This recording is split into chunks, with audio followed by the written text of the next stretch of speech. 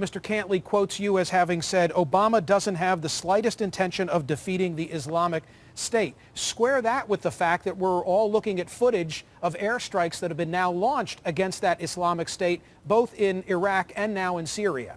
Michael, we've watched it in Iraq the first time in 2003. We've watched it for 14 years in Afghanistan. Air power wins nothing except with an atomic weapon aboard. And that's not going to happen. It is, Obama said yesterday, there's no military solution to this. And what that means is he's ashamed, as Bush was, as Clinton was, to apply American military power that the American people have paid for to protect their country and their families. And what they'll do is they'll talk their way out of this war, we'll run again, and we'll be 0 for 3 against the Mujahideen, which in the Muslim world means they've beaten both superpowers, both the Soviets and the United States. The Soviets in the '79 invasion of Afghanistan is what you're referring to. That's correct, sir. I'm going to ask you for the Michael Scheuer solution in a moment, but first I want to ask you to square what you've just offered in terms of what the real motivation of ISIS is with what we're seeing in those videos. And here's what I mean by that, Michael. They're beheading journalists as they are threatening the president against further incursion into the Muslim world. Surely they know that the reaction here in America is going to be for people to get fired up and be supportive of those bombing missions. So I guess my question for Michael Scheuer is, do they really want us to come over there, or do they really want us, as they say in the video, to stay home?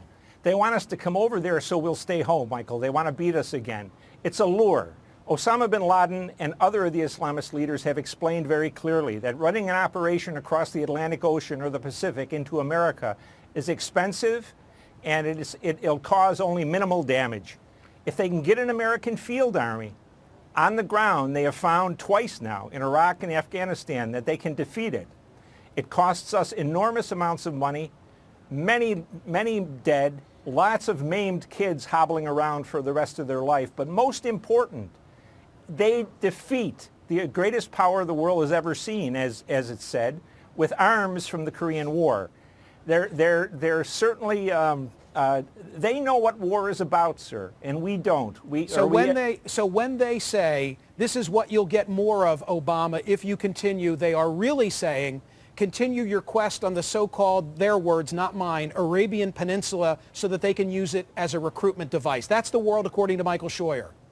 I think it's reality. That's the way I see reality. Yes, according to Scheuer, that's correct. All right, the more we intervene, the more they win. Before you leave me, give me the plan. So if Michael Scheuer were dictating that which the United States should be doing, it would be what?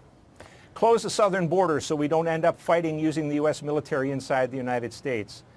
Begin to put together the XL pipeline, build it, drill offshore, get us energy sufficient so we can dump those tyrants that are part of our coalition now. The Saudis, the Kuwaitis, the Emiratis.